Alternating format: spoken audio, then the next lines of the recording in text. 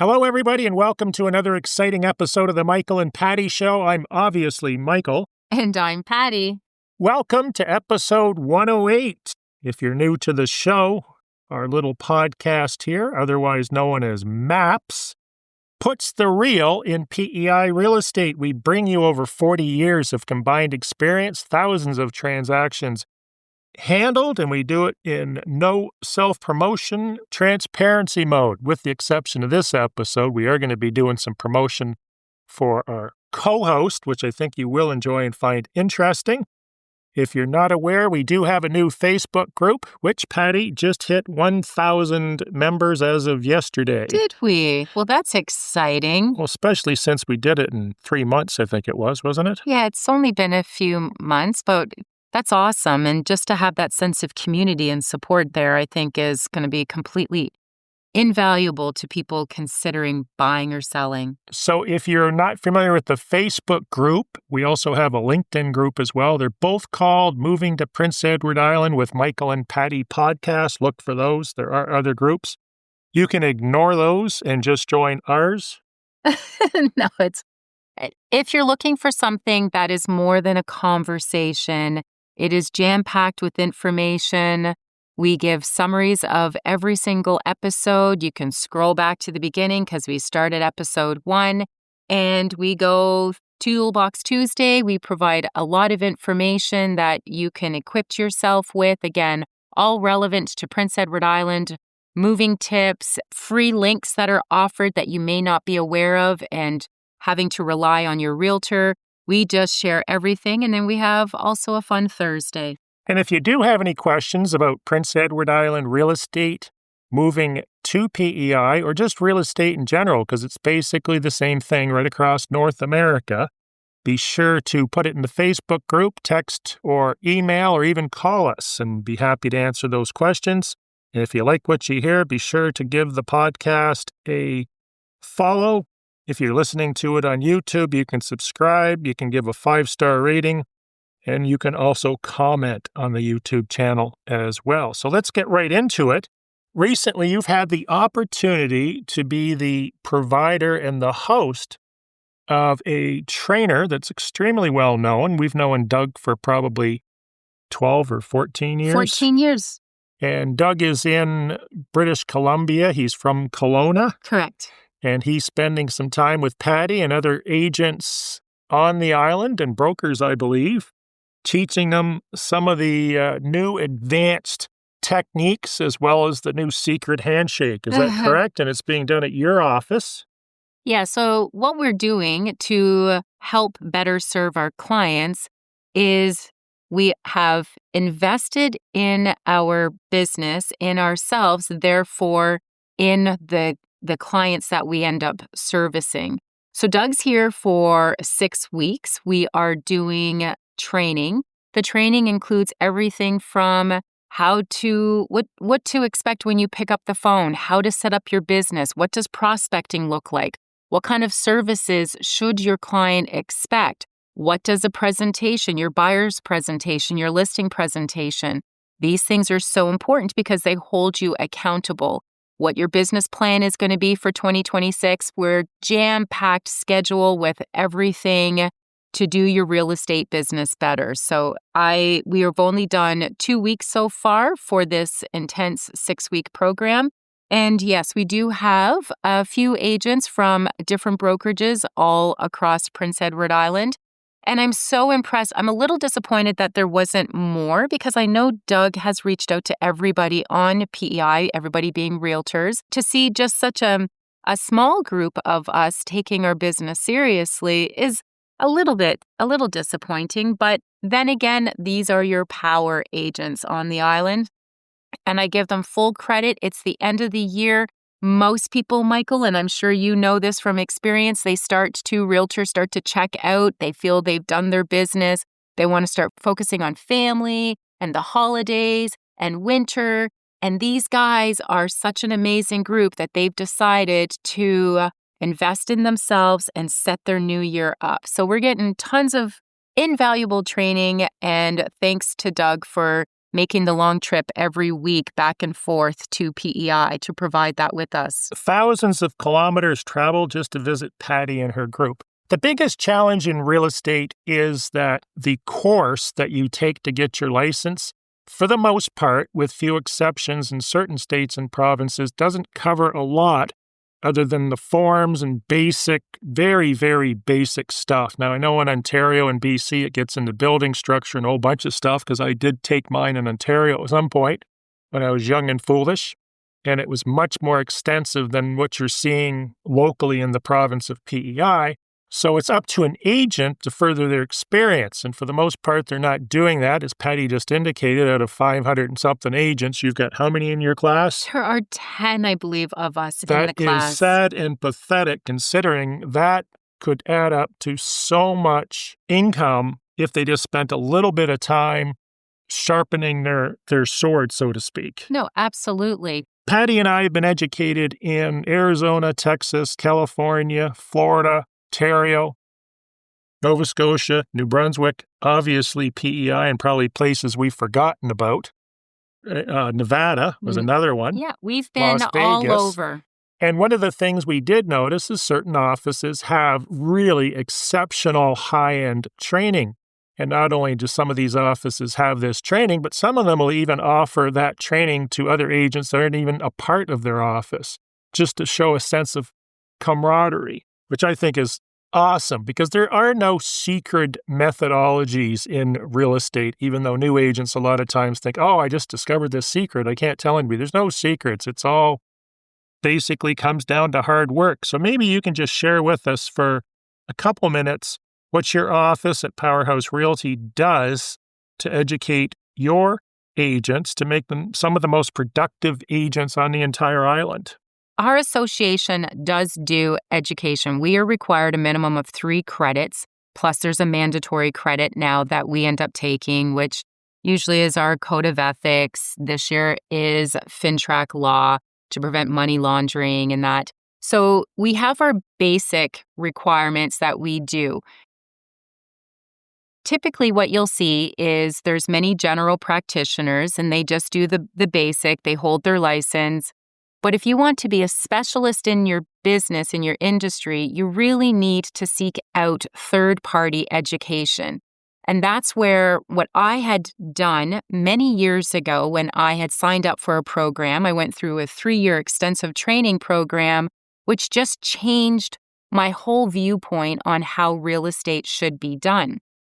So some of the skills, so if you're a consumer listening and wondering, well, what kind of skills should I expect from my realtors? Just so that you have an idea of some of the things that we should be able to provide in services. And unfortunately, not always do we expect to, but it ends up becoming part of your real estate needs, is we are negotiators, we are marketers, we manage expectations. We are supposed to be able to see what the whole process looks like and try to circumvent or avoid maybe some extreme situations from happening.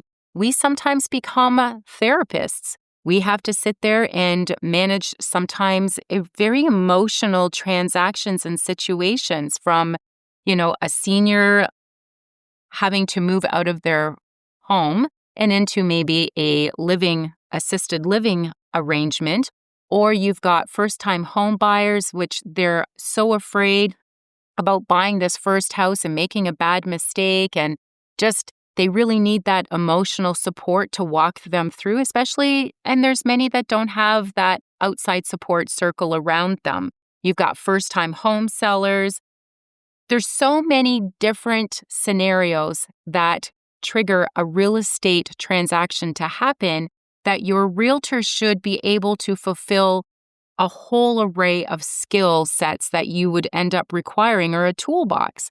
So I know at my office, we do extensive training. It's about filling in the gaps. The foundational skills are all about making sure, first of all, you know how to manage your time. And so many people, there's coach programs out there where you can spend $1,000+ an hour just to have someone teach you how to do time management for you. Well, this is one of the fundamental basic skills and a starting point I know that we start with, and you slowly start to build from there. You start to deal with sometimes objections. They want you to talk them back into making this decision, but because they've been sitting in their head, you have to kind of work them through it. You have to maybe try to pick out some of their concerns that they're not even aware of that they have to try to help them build their dream or end up fulfilling it. So we do a lot of training with regards to agents. We do one-on-one training so that we meet the agent where they are and not expect them to keep up with the rest of us.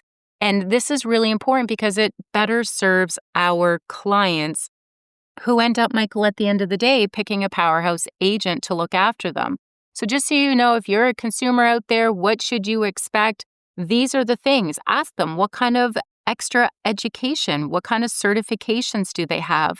You may not be aware, but there are seniors programs that you can get your senior residential assistant program, your ABR, accredited buyer's representative. There are first-time home buyer agents that know of all the programs for you to get grants and assistance with. There are programs for seniors. So your agent should be dialed in if this is their niche field and market. And this is something that I know at our office is provided to all the agents. And they're able to hopefully take care of a more range of vast market, Michael, if you will, of people with different needs. And if it's somebody that they just don't align with in the sense that I'm not used to this kind of buyer, at least in our office, we're completely okay. It can be a really lonely business is the reality of being a realtor where you feel like you're by yourself. And like you had said, Michael, you don't want to tell anyone your secrets. I'm glad that we didn't create a culture like that in our office and that we share the information that we learn with one another. And we're okay with saying, I just don't feel like I'd be able to service this person at the level that they deserve or should expect. So could you assist me, or maybe you're better aligned? And we're okay doing that at our office. And I think the biggest difference between your office and the other offices I found from my experience, with few exceptions, is the only time they bring in training is when the agents don't have any leads because the market has turned down, so it's not as prosperous. So they'll bring in a trainer every year, or 10 years, or 15 years, or whatever the case may be. They may have their yearly conventions, but for the most part, those conventions turn into a giant party rather than an educational facility, unlike a lot of the conferences we've gone to, which are 100% education and 0% party, or maybe 1%. But for the most part, everyone's there to learn through other people that are doing the business at the conventions that Patty and I participate in. And the other thing that you do in closing is you have your 2 or 3 time a week Zoom call? Oh, well, for us, again, a lonely business, but we do a Zoom meeting 3 times a week where we just talk about accountability, gratitude, and then what are our promises? What are our big rocks that we're looking to make sure that we fulfill in that day? And then every week you have your Tuesday training. Yeah. And then you have a one-on-one once every a month. Every agent gets, new agents for the first 2 years gets a weekly one-on-one meeting with me until I can get them to a point where they feel very competent and confident looking after their clients. And it's in the client's best interest that I do that as well. And then more seasoned agents are typically once a month. If they still want to meet with me even every other week, that's usually what they end up traversing towards. But I'm very dialed in. I want to see them succeed. It's about them. It's not about me, and I make sure I time block for it. Well, that's the end of your plug. Just pay the invoice for the advertising when you get it, and we'll move on here. How long should it take to respond to an inquiry as a real estate agent? I've been inquiring on there are vehicles in other provinces that I'm looking at. I was absolutely blown away by the response time from these car dealers. What do you think the average response time was when I inquired on a vehicle? A vehicle, I don't know, but usually they say the average response time should be about 5 minutes or so. What did you get? Within about 1 to 2 minutes. Impressive. Very impressive. The reason I bring this up is because I find a lot of agents, when you give them a lead or an email comes in, sometimes they don't respond for a day or 2 or 3 or a week later, or if they do at all. I know we've talked about the stats before, And a lot of these leads just aren't responded to, period. But if you are an agent and you get a lead, if you can respond within 3 to 5 minutes, you're going to blow the socks off that client. And I would say in most cases, you've probably landed them, whereas the other agents probably aren't going to follow up, if they do at all, for a long time. Yeah, and if I could just explain for our listeners who are not in our real estate lingo world, a lead is when they're usually sitting at home on their couch or scrolling through on their phone, and they want more information. You get a few standard generic requests. You want to book a showing, you want more information. I'm interested in the property, I think are the three. So then that comes through to the agent and they receive this lead inquiry on usually a specific property. And it's the realtor's responsibility to get back to that inquiry as quickly as possible.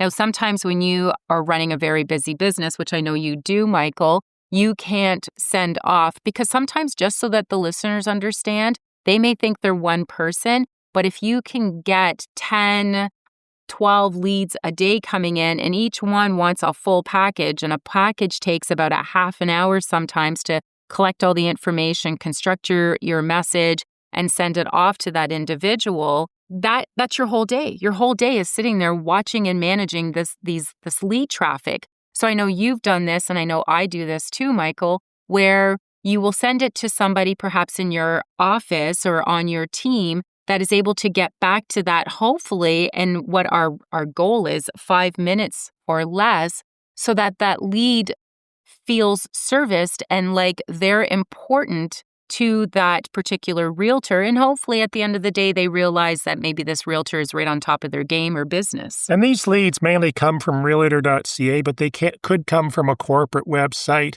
It could come from your own personal website, but the vast majority of these leads do come from realtor.ca, unless you're marketing in other ways on Facebook, Instagram, wherever, and you've got a lead generation source there. But you should be getting back to them fairly quickly. And on realtor.ca, you're right, you got book a showing, give me more information. And the give me more information one, you need to specify what information you're looking for, because give me more information doesn't help us at all. And those are probably most likely to be deleted. Well, they're not deleted, but they're so vague. And I know it's really easy because it just creates its own scripted body. But if you could add to it, because it does give you the option to do that, just add what kind of information. Maybe where are you, looking from? Are you in Canada? Are you on PEI and you're just looking to do a move? Or, you can get a lot of time wasters. And I know we've both experienced this over the years, Michael, that somebody will sit there and they'll email 10 different realtors. And I don't know if they're lonely or what, but you send off a bunch of packages to them and they have no intentions on buying. And it's just... And you get no response or a thank you or nothing. Yeah, and that's a good point. Say thank you when an agent sends Yes, it. pretend you're actually in a conversation with another human. I find that, especially younger people, you'll email them something and you don't get a thanks or go to hell or nothing. It's like, is there anybody home? Yeah, or even received, just received, because then... Or okay, 2 letters. Yeah. Even throw in the odd period after that. Well, that's our little frustration being a realtor, and they don't respond to the time that you've just spent trying to fulfill. Now, the whole purpose of this, Michael, I know, is hopefully you've also sent a phone number. So the best practice is for a realtor to just pick up the phone and call you immediately and find out, because you're obviously sitting there at your computer or on your phone, what is it that you're looking for? How can I better service you? Which is what you received with the car dealership, Michael. Too many realtors hide behind emails. They may feel like they're doing a great job and they're sending off this whole package, and then they wait. They wait into the nothing, and then they get upset a couple days later. Yeah, I sent off that package. I haven't heard from them. Well, did they provide a number? Yes, they did. Well, I thought I'd start with the package, but clearly they're not interested. Pick up the phone. So you're coming to the island, you're looking at real estate, you're just going to drive around aimlessly and see if there's any for sale signs up. there's a problem with that. And the problem is that one thing that PEI has, and that's why we have windmills here, is we have wind, and particularly this time of the year with all the storms heading up north from the Caribbean and the south, a lot of our signs get ripped down. So if you're looking for a property in PEI, what would you advise someone to do? Probably preemptively before they even get to the island. Yeah. Download the Realtor.ca app. There's Realtor.com in the US, Realtor.ca in Canada. And that will assure you while you're looking at real estate. I use the Realtor.ca app when I'm looking for real estate across Canada. I'm curious as to where maybe a client is relocating here from. And I just want to see what their community is all about. What is the expected price range? And so it allows me to be educated and informed. I also get to then have an idea of what kind of experience they're looking to have here. But it's such a good point, Michael, because our signs are not cheap. Usually you can look on average about $30 per agent sign. That's not including the post. And when you're going through those, because sellers will call you up and say, my sign's gone, with all these systems that do move up to Eastern Canada, we end up going through a lot of signs. So there is a point. I do have a cutoff. Usually as soon as the snow flies, I stop unless it's like local in the city and it's a little bit sheltered with trees. But if it's a rural property, I'm not going out there every week to replace these signs because the snow plows take them down, the wind takes them away. So download the Realtor.ca app if you're looking to travel around the island and, don't want to miss out on a property. And one of the other things you can do is when you do get to the island, or you can order one, or you used to be able to from PEI Play, PEIPLAY.com, is you can request the tourism map, which Patty and I usually use a ton of those every year, where you can actually plot the properties that you're going to look at before you get here. So it's a little more of a systematic and planned route. And then after you view those properties, you're obviously dealing with one agent and one agent alone that you have a relationship with. You could book showings on them. Yeah, and many people today, Michael, I know you use a Garmin GPS system, but they want to rely on their phone.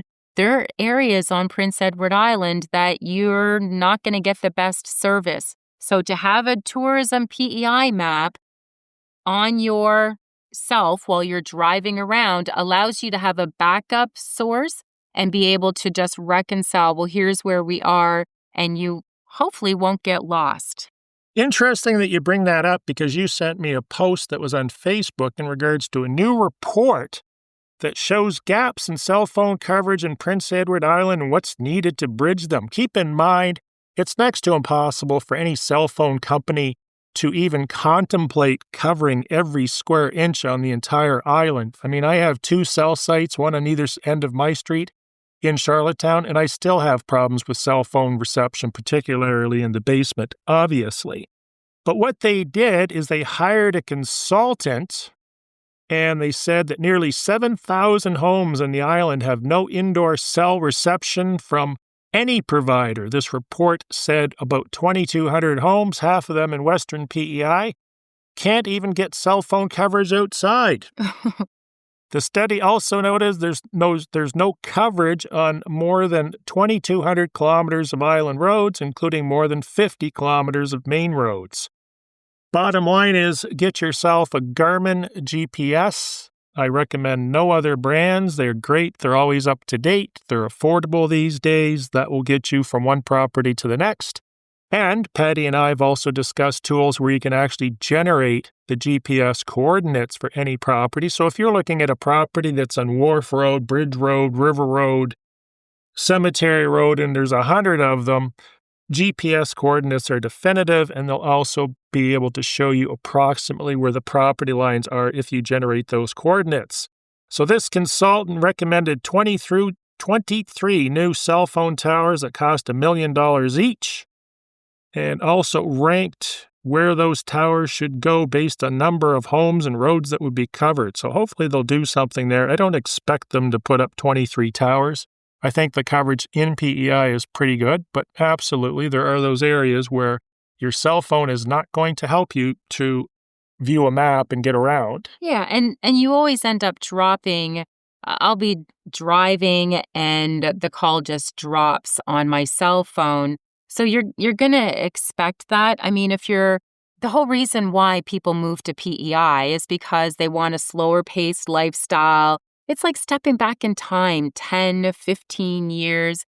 Well, you know what? The reality is sometimes you're going to lose a call, and sometimes you might want to lose that call, and other times it's important and you're going to try to reconnect as soon as service is back. But since connectivity is so important, and this is a show mainly about real estate on the island, this is probably something you do want to consider when you're buying a house, is not only cell phone coverage, but also internet coverage. The island has been on a routine of trying to install fiber op in every single house and cottage pretty much, and that's coming along quite well. It's amazing where you're seeing fiber op these days. I have a house that's listed as down 3 miles of nothing road. There's him and his neighbor, and they've got fiber op, which just blew me away. Yeah. So they're running it everywhere, but you do want to make sure that's available when you're buying a property, particularly a rural one.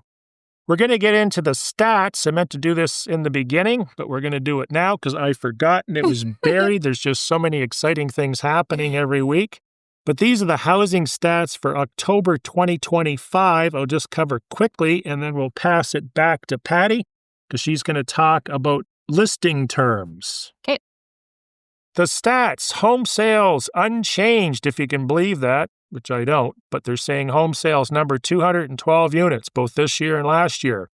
Market is balanced, not in favor of the buyer or the seller. COVID is over. You can't play that card to sell your $300,000 house for $950 anymore. Those times are gone, and they're showing.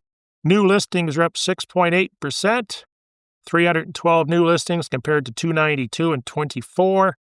And finally, the benchmark price, which is supposed to be your typical house, down 2.4%. You know, everyone thinks that real estate just goes up and up and up and up.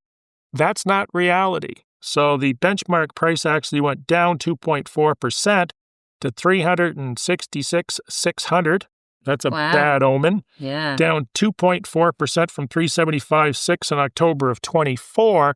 I would suggest that a lot of it is just market correction and people that were overpriced correcting their price to market because COVID is gone. Moving along, Patty, we've discussed agents, mainly newer ones sometimes, listing properties for only 30 days. Why don't you tell us what happens when you list a property and how long that listing contract usually is in the number of days? Yeah, well, I have had a newer agent join our brokerage, and it was interesting, the conversation and just their thought process, because anyone at the office who knows me knows that we don't get into this. But his question was, he had a seller client that wanted to list a property for 30 days, and he wanted to know if that was an option. Well, we do have it in our policy and procedure manual or a lot of times. However, I just looked at him and I What's said, in your policy and procedure manual in days? we typically will only take listings for 6 months. And there's a reason for this. In extreme situations and circumstances, we will or have in the past, especially during the COVID time period, taken a 90-day. But anything below that, and now in today's market, it just doesn't make sense. And here is why. So he asked me, I have no grounds when he said why I wouldn't list it for 30 days. What was my reasoning to not? And so I asked him, I said, well, what did you say? And he goes, I have no reason to say that I couldn't take it for 30 days. Aside from, well, I'll have to ask my broker. So I said to him, I explained to him about the days on market. And I said, if it's going to take that particular property, and I said, and assuming that they had done their due diligence, they did their CMA, and along with the CMA, it's not just only what is the average price or what is fair market value for that particular property, but also in the calculation results comes out to the days of market. So whatever that price point is on that particular property, it will give him an indication, or your realtor, an indication as to how long can you expect it before it goes under contract. Well, our market has shifted and changed. We are not in the pandemic years anymore. We are, as you can see, things are going up one month, down the next. We're still trying to find that inflation curve that we have been on for forever on PEI. And it's a very slow climb. There's no mountain peak here. It's just like leveled ground, and we just slowly go up typically on average every year. However, to know that the days on market and higher price points now, we have enough inventory for 2 years. Any property that's over 400,000-500,000 on PEI, I'm sorry to inform you, you are in a buyer's market today, and we are right now November 2025. Anything under 4, you are in a balanced market. So pricing becomes so important, and that correlates over to your days on market. So how long should you take a listing for? Well, if average days on market for that particular property is 90 days, you shouldn't be taking a listing any less than, say, 120 days minimum for that one to give yourself enough time to be able to generate a buyer. And that's if you price it at market value. If you want to test the market and price it a little high and maybe kind of negotiate with yourself and bring it to that fair market value price, because you don't want to miss out on that one buyer that you're assuming might be out there and willing to pay a higher price tag, you should be probably listing it for double the days that the days on market results came in at. So these are things just as a real base expectation as to how long should we sign or enter into a listing contract agreement. Now, we've discussed all your expectations as to what your agent doing in that as part of it. But this particular topic is just about how long should you sign or enter into a listing contract. Look at the days on market and at least give your agent, especially if you're playing the pricing game, double the time. The days on market would be your absorption rate. Correct. So whatever price range you're in, you look at sales in that price range and how many are active, and basically divide one into the other, and you can figure out, well, you've got an inventory that's going to be, you said, 2 years in this price range, so there's no sense listing for 90 days, or in this case, 30 days. 30 days is a waste of time. 30 days, you barely have enough time to get your pictures and video and marketing and everything started. To think that it's going to transact in 30 days when the average property in that price range takes 6 months is unrealistic. I would suggest that vendor may be doing something that might be a little bit dishonest, and they're looking for this agent to do a whole bunch of work and time and energy and then circumvent them when a buyer comes along, knocks on the door, and then it's no longer listed 31 days later, which happens a lot too. The other thing you'll see happening with some companies, because it's their business model, is to list for 90 days, even though they know it might take 6 months or a year or two to sell that property. But it puts pressure on the agent to call that vendor or those homeowners every week to lower the price, because you've seen the $1,000 or $500 price reductions. So that's what they do. They just whittle away at the price, and hopefully that inflated price gets down to market. If you're overpricing a listing, like Patty said, some people do, you're typically just wasting your time, because the consumers are pretty educated as to what's worth what. Wouldn't you say? No, absolutely. So let's get to the next. Well, I was just going to say, if I can we're just, moving on. I want to add one got thing. Another one right So here. before 2020, when everything went crazy in our world, what was the norm? And that's a really important question and answer that we should provide to our listeners. That's just like when you look at a company's financials, you'll see a company that sells, and they have these glowing financials for the last 2-3 years just before they're looking to sell. Yes. But an intelligent investor, excuse the pun on the book, The Intelligent Investor, which Warren Buffett learned all his stuff from, or a lot of his stuff, by Benjamin Graham, they teach you go back 10 years, go back 15, go back 20 with that company. You want to see past history, not just everything's great and wonderful. In this case, you see a lot of houses based on COVID pricing. Well, that's not reality. Pre-COVID is reality. Yeah, COVID pricing and days on market. So prior to 2020, what was the norm on Prince Edward Island was typically we would enter into, and I always did this, was a 1-year contract. I know some agents will even sign a 2-year contract, or I have seen it in the past. But usually the norm was you do a 1-year contract and you hope to sell it sooner.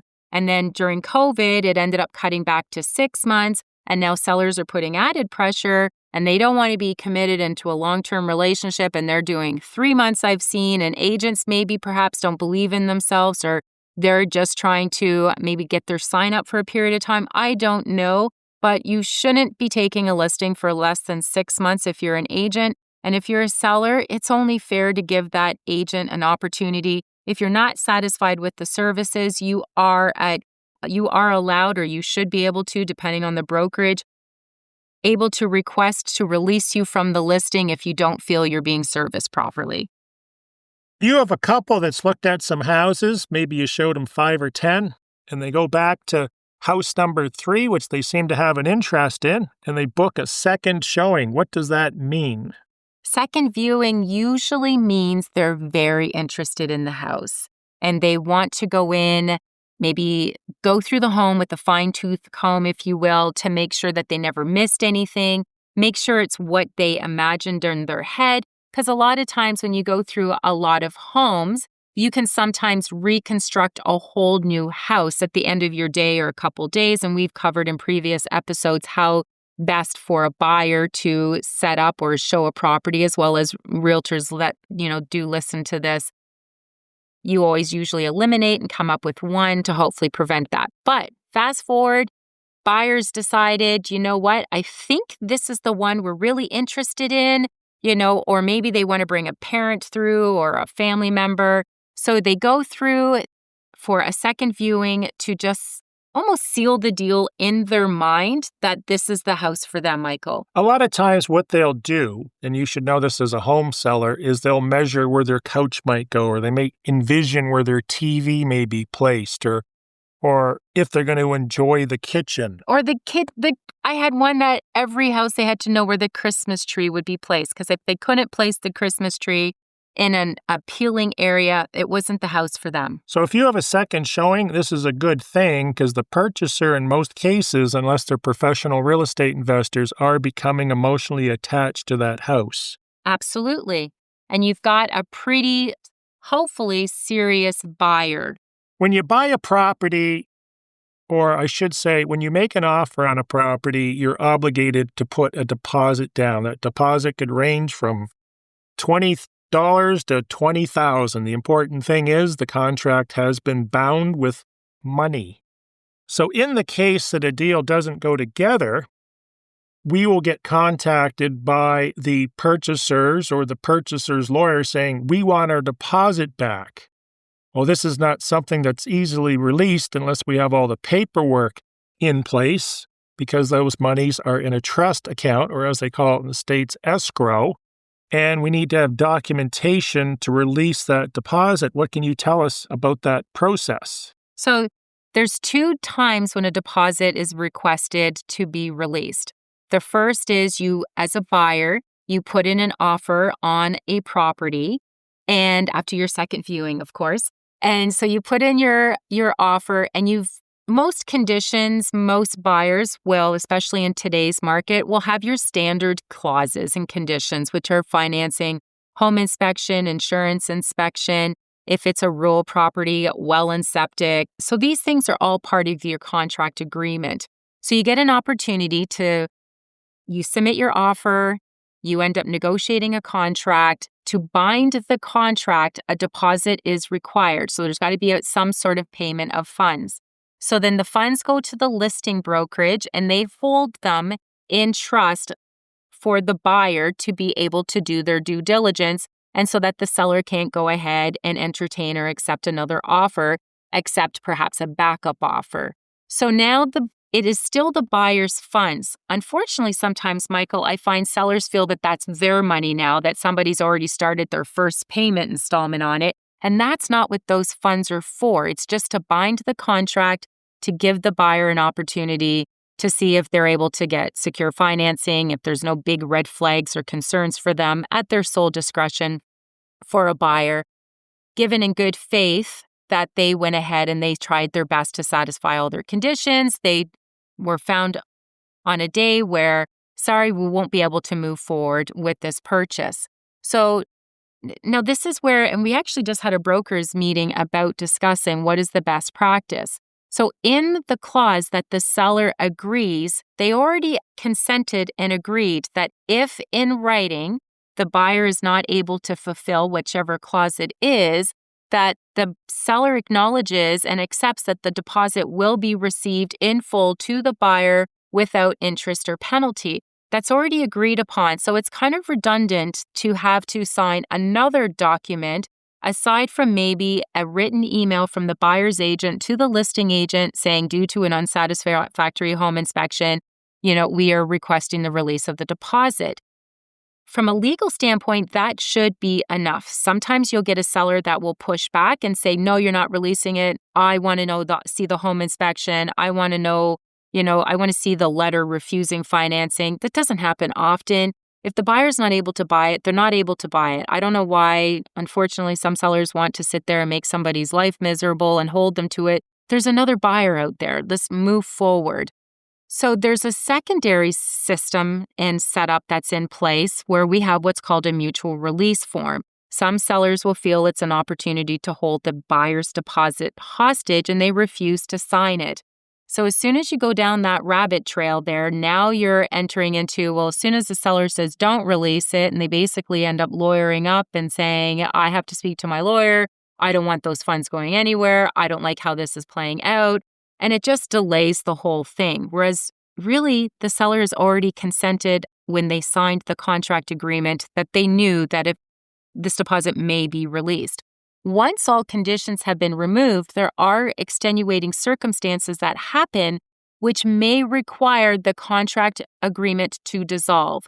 We've had everything from a death, we've had perhaps a stroke and they're not able to move. We've had, gambled away the money. A lender has, because they do reserve the right as part of their finance approval, all the way up to closing to do checks on you. So if you're a buyer, do not go buying a bunch of furniture and stuff. Wait till after closing if you're going to do anything silly like that. The bank does reserve the rights to do another finance approval all the way up before they release the funds to the lawyer to close the transaction or for the bank to purchase the house. If there's a situation where the bank's decided that, nope, this person doesn't qualify, or some of the other examples that I'd given, at that time we would need to sign a mutual release form that both parties agree that this contract will not be going forward, that these buyers will not be able to close, or the sellers are not able to close, whatever the situation is. What do we do with the deposit? Now, that could take a little bit of time. But usually the situations are either, if it's at the buyer's fault, the deposit is released to the seller. If it is something that both have agreed, we'll just split it. It needs to be outlined and specified what happens with that deposit, and then both parties signing the mutual release that this contract is now dead. So that is it's probably a little bit boring, but it is such an important point that we find is coming up quite a bit in conversations. Thanks again for listening to another episode of the Michael and Patty Show, otherwise known as MAPS, Prince Edward Island's podcast that helps guide and navigate you through the buying and selling and a little bit of Prince Edward Island. We appreciate each and every one of you for downloading and listening to our weekly podcast, as well as those that are in the Facebook community group that are providing awesome support and lots of really interesting and valuable questions and insight and sharing stories. Everybody have a great day. Thanks for listening. Thanks for listening.